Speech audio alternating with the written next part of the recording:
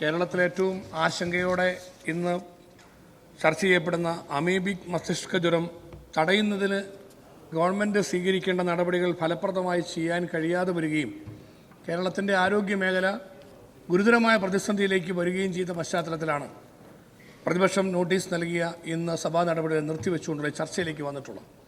തീർച്ചയായിട്ടും പ്രതിപക്ഷത്തിൻ്റെ അത് ജനപക്ഷത്തു നിന്നുള്ള നിലപാടിൻ്റെ വിജയമായി ഞങ്ങൾ കാണുകയാണ്.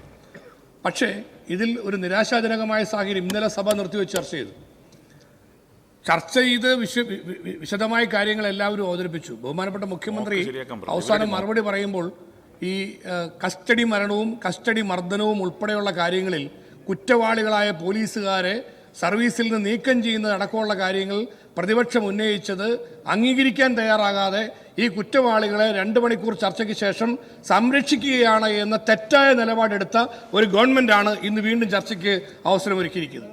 ഞങ്ങൾ അതേ തുടർന്ന് ഇന്നലെ നിയമസഭാ കവാടത്തിൻ്റെ മുൻപിൽ പ്രതിപക്ഷ നേതാവ് UDF-ലെ 2 MLA-മാരുടെ സത്യഗ്രഹം പ്രഖ്യാപിക്കേണ്ടി വന്നു. ആ ബഹുമാനപ്പെട്ട സനീഷ് കുമാർ MLA-യും അഷ്റഫ് MLA-യും ഞങ്ങൾ അവരെ 2 പേരെയും അഭിവാദ്യം ചെയ്യുകയാണ്. അവരെ സമര പോരാട്ടത്തിന്റെ പാതയിലേക്ക് കടന്നു വന്നിരിക്കുന്നത് തീർച്ചയായിട്ടും കേരളത്തിൽ പ്രതിപക്ഷം ഉയർത്തിയ വിഷയങ്ങൾ ഗവൺമെന്റ് അംഗീകരിക്കാതെ വരുന്നതിനെ തുടർന്ന് ജനപക്ഷത്തു നിന്നുള്ള പോരാട്ടങ്ങളിലേക്ക് കടക്കാൻ ഞങ്ങൾ നിർബന്ധിതരാകുന്നു എന്നുള്ളതാണ്. സർ, ഇവിടെയും അതുപോലെ തന്നെ ഗുരുതരമായ വിഷയമാണ്. ഇന്ന് നിങ്ങൾ തെറ്റായ നിലപാടിൽ നിൽക്കണമെങ്കിൽ ഞങ്ങൾ ഇരിക്കേണ്ടി വന്നാൽ ഇരിക്കും, അത് വേറെ കാര്യം. വേറെ മാർഗ്ഗമില്ല. പിന്നെ എന്താ ചെയ്യുന്നത്? ഞങ്ങൾ ജനപക്ഷത്ത് തന്നെ നിന്നുകൊണ്ട് ഈ പോരാട്ടം ശക്തിപ്പെടുത്തുക എന്നുള്ളതാണ്. ഇവിടെ ഇപ്പൊ തന്നെ അമീബിക് മസ്തിഷ്ക ജ്വരത്തെക്കുറിച്ച് പറഞ്ഞു. 2018 ഒന്നാം പിണറായി ഗവൺമെന്റിന്റെ സമയത്ത് ഇത് സംബന്ധിച്ച് വന്ന റിപ്പോർട്ട് ഗവൺമെന്റ് വേണ്ടതുപോലെ ഗൗരവമായി പരിഗണിച്ചോ? ഗവൺമെന്റ് പരിഗണിച്ചില്ല. അതിനു പകരം അതിനു മുൻപിരുന്ന UDF ഗവൺമെന്റിനെ കുറ്റപ്പെടുത്തി രക്ഷപ്പെടാൻ വേണ്ടിയാണ് ബഹുമാനപ്പെട്ട മന്ത്രി അടക്കം ശ്രമിച്ചത്. ഗവൺമെന്റ് ഉത്തരവാദിത്തത്തോടെ ചെയ്യേണ്ട കാര്യങ്ങൾ തീർച്ചയായിട്ടും ചെയ്യേണ്ടതുണ്ട്. ഞാനൊരു ഉദാഹരണം പറയട്ടെ. എന്റെ തൊട്ടടുത്തുള്ള ബഹുമാനപ്പെട്ട പാലാ MLA മണി സി കാപ്പൻ ഉൾപ്പെടെ പരാതിയായി വലവൂർ ട്രിപ്പിൾ IT അവിടെ നിന്ന് ഒഴുകുന്ന വെള്ളം, മലിനജലം ഒഴുകുന്നത് മൂലം രോഗാവസ്ഥയിലേക്ക് വരുന്നതിനെ കുറിച്ച് മന്ത്രിക്കടക്കം പരാതി കൊടുത്തു. എല്ലാ കാര്യങ്ങളും കൃത്യമായി ചെയ്യുന്നു എന്ന് പറഞ്ഞുകൊണ്ടാണ് ഇവിടെ ഇപ്പോൾ വന്നിരിക്കുന്നത്. ഒരു നടപടി സ്വീകരിച്ചില്ല എന്ന് മാത്രമല്ല, 19 പേർക്ക് മഞ്ഞപ്പിത്തം ബാധിച്ച് ആശുപത്രിയിൽ അഡ്മിറ്റ് ചെയ്തതായിട്ടാണ് ഇപ്പോൾ പറയുന്നത്. സമയത്ത് കാര്യം ചെയ്യാതിരിക്കുന്നത് കൊണ്ട്, ഗവൺമെന്റിന്റെ ഇടപെടൽ ഉണ്ടാകാതിരിക്കുന്നത് കൊണ്ട് സംഭവിക്കുന്ന പ്രശ്നങ്ങളായിട്ട് ഞാനത് ചൂണ്ടിക്കാണിക്കാൻ ആഗ്രഹിക്കുകയാണ്. ഞാൻ ചോദിക്കട്ടെ, ഇപ്പോൾ ബഹുമാനപ്പെട്ട മധുസൂദൻ ഇവിടെ പറഞ്ഞു MLA-മാർക്ക് എല്ലാവർക്കും അവരുടെ മണ്ഡലങ്ങളിൽ ഭയങ്കരമായി ആനുകൂല്യങ്ങൾ കൊടുക്കുന്നു പറഞ്ഞു. എൻ്റെ മണ്ഡലത്തിൽ, കടുത്തുരുത്തി അസംബ്ലി മണ്ഡലത്തിൽ ഒരു താലൂക്ക് ആശുപത്രിയാണ്. ബഹുമാനപ്പെട്ട മന്ത്രി ശ്രീമതി വീണ ജോർജിന് നേരിട്ടറിയാം കുറവലങ്ങാട് താലൂക്ക് ആശുപത്രി. ഞാൻ മന്ത്രിയുടെ കുറ്റമാണെന്ന് പറയുന്നില്ല, ഞങ്ങൾ മന്ത്രിയെ കുറ്റം പറയാൻ ആഗ്രഹിക്കുന്നുമില്ല. പക്ഷേ ഇത് സിസ്റ്റത്തിന്, നിങ്ങൾ പറയുന്ന പോലെ തന്നെ ഇത് സിസ്റ്റത്തിന്റെ തകരാറാണ്.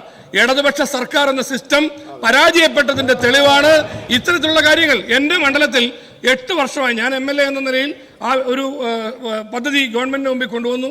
കിഫ്ബിയിൽ ഉൾപ്പെടുത്തി 35 കോടി രൂപ അനുവദിക്കുന്നതായി ഒന്നാം പിണറായി ഗവൺമെന്റിന്റെ ആദ്യ ഗവൺമെന്റിൽ തന്നെ ആദ്യ വർഷം തന്നെ പ്രഖ്യാപനം വന്നു. ഹൗസിംഗ് ബോർഡ് വഴി പ്രോജക്റ്റ് തയ്യാറായി കൊടുത്തു. ബഹുമാനപ്പെട്ട മന്ത്രി ഇടപെട്ടു. മന്ത്രി ആശുപത്രി സന്ദർശിച്ചു. ധനകാര്യമന്ത്രിയോട് പറഞ്ഞു. 8 വർഷം കഴിഞ്ഞിട്ടും ആരോഗ്യവകുപ്പും ധനകാര്യവകുപ്പും ഹൗസിംഗ് ബോർഡും ഇട്ട് വട്ട് തട്ടുന്നതല്ലാതെ 1 ഇഞ്ച് തീരുമാനം ഉണ്ടാക്കാൻ ഈ നിമിഷം വരെ കഴിഞ്ഞിട്ടില്ല എന്ന് പറഞ്ഞാൽ ഈ വീമ്പ് പറയുന്നതിൽ എന്തർത്ഥമുള്ളത്? സർ, ഇതാണ് കേരളത്തിന്റെ എമ്പാട്. കോട്ടയം മെഡിക്കൽ കോളേജിൽ ഇവിടെ ഇന്ന് കെട്ടിടം ഇടിഞ്ഞു വീണത് ഷംസുദ്ദീൻ പറഞ്ഞു. സർ, എത്ര ദയനീയമായ സ്ഥിതിയാണ്. ഞങ്ങളെല്ലാം അവിടെ വിളിച്ച് ഡോക്ടർമാർ അവരെ കുറിച്ചു കൊടുക്കുന്നത് എന്താണ്? സർജിക്കൽ എക്യുപ്മെന്റ്സ് അടക്കം, മരുന്നിനാവശ്യമായ കാര്യങ്ങൾ, ശസ്ത്രക്രിയയ്ക്ക് വേണ്ടത് മുഴുവൻ പുറത്തുനിന്ന് മേടിക്കാൻ പറഞ്ഞ് കുറിച്ചു കൊടുക്കുകയാണ്. സർ, കോർപ്പറേറ്റുകളാണ്. ഇവിടുത്തെ പാവപ്പെട്ട മനുഷ്യനല്ലേ മെഡിക്കൽ കോളേജിലേക്ക് ചെല്ലുന്നത്? ഡോക്ടർ ഹാരിസ് പറഞ്ഞത് എന്താണ്? തിരുവനന്തപുരം മെഡിക്കൽ കോളേജിൽ, കോട്ടയം മെഡിക്കൽ കോളേജിൽ, കേരളത്തിലെ സർക്കാർ ആശുപത്രികളിൽ കടന്നു ചെല്ലുന്ന ഇവിടുത്തെ പാവപ്പെട്ട ജനങ്ങളാണ്. അവരെ സഹായിക്കാനാണ് മുഖ്യമന്ത്രി ഉമ്മൻചാണ്ടിയുടെ നേതൃത്വത്തിൽ UDF ഗവൺമെന്റ് കാരുണ്യ പദ്ധതി ഉൾപ്പെടെ കൊണ്ടുവന്ന് ജനങ്ങളെ ചേർത്ത് പിടിച്ചു. അതെല്ലാം തകർത്ത് തരിപ്പണമാക്കി. ഇപ്പോൾ ഏതെങ്കിലും ആനുകൂല്യം കിട്ടാനുണ്ടോ? 2000 കോടി രൂപയുടെ കുടിശ്ശിക പറഞ്ഞു. സർ, ഞാൻ ചൂണ്ടിക്കാണിക്കുന്നത് ആരോഗ്യ മേഖലയെ തകർച്ചയിൽ നിന്ന് രക്ഷിക്കാൻ ഇടതുപക്ഷ മുന്നണി ഗവൺമെന്റ് ആത്മാർത്ഥമായ നടപടി സ്വീകരിക്കണം. അതിൽ തയ്യാറാകാത്തതിൽ ശക്തമായ പ്രതിഷേധം രേഖപ്പെടുത്തിക്കൊണ്ട് ഈ ഉപക്ഷേപത്തെ അനുകൂലിക്കുന്നു.